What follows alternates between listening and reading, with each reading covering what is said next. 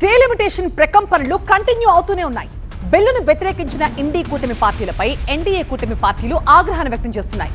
నిరసనలు కూడా చేపడుతున్నాయి బీజేపీ మిత్రపక్షాలు.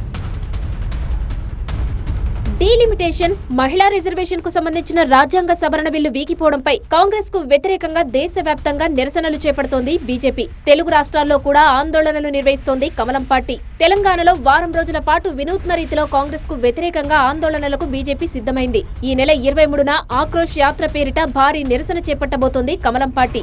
మహిళలకు అన్యాయం చేసిన కాంగ్రెస్ పార్టీని ప్రతి అడుగున ప్రజలు కూడా, ముఖ్యంగా మహిళలు కూడా గుర్తుపెట్టుకోవాలి. ఇక్కడ మీరు చూసినారు, రేవంత్ సర్కార్ ఇచ్చిన 6 హామీలు మహిళలకు సంబంధించినవి. మహిళా మనులు ఓటేస్తేనే ఈరోజు ఆయన గద్దెకెక్కినాడు. మరి అదే ముఖ్యమంత్రి పైకి పోయి ఒక విపత్తును ఆపినట్ట. దేనికండి విపత్తు? మహిళల భాగం చూపిస్తూ మహిళా నాయకులను ముందుకు తీసుకొచ్చే బిల్లు విపత్తు అంటారా? దాన్ని ఎంత గౌరవప్రదంగా పార్టీ ముందుకు తీసుకుపోవాలి. అట్లాంటి బిల్లును ముఖ్యమంత్రి విపత్తు అనడం అన్నది చాలా చాలా అవమానకరం. అటు ఏపీలోనూ నిరసన కార్యక్రమాలు చేపడుతోంది అధికార కూటమి. విపక్షాల తీరుకు నిరసనగా 2 రోజుల పాటు నిరసనలకు బీజేపీ పిలుపునిచ్చింది.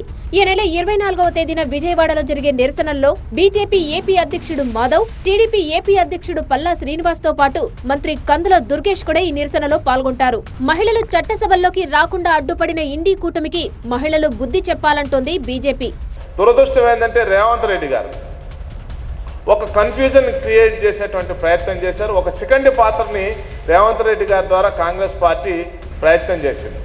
ఏంటంటే అది చాలా ప్రమాదకరమైనటువంటి క్రీడను వాళ్ళు ప్రోత్సహించారు. అది దక్షిణాది ఉత్తరాది అనేటువంటి భావం తెచ్చేటువంటి ప్రయత్నం చేశారు.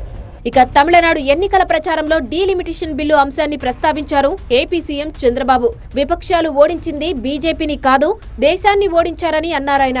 నేను ఒక సీనియర్ లీడర్ గా అడుగుతున్నా, ప్రధానమంత్రి గారు చెప్పింది ఏ రాష్ట్రానికి ఆ రాష్ట్రం 50% సీట్లు పెంచుతామని, అందులో 33% ఆడబిడ్డలకు సీట్లు ఇస్తామని చెప్పారు. ప్రధానమంత్రి గారిని ఓడించామంటున్నారు. మీరు ఓడించింది ప్రధానమంత్రి కాదు, దేశాన్ని ఓడించారు. మా ఆడబిడ్డలకు ద్రోహం చేశారు. తప్పకుండా దీనికి మీకు శిక్ష పడుతుంది. రాజకీయంగా కాంగ్రెస్ తో పాటు ఇండీ కూటమి పార్టీలను ఇరుకున పెట్టే ప్రయత్నం చేస్తున్నాయి ఎన్డీఏ పార్టీలు.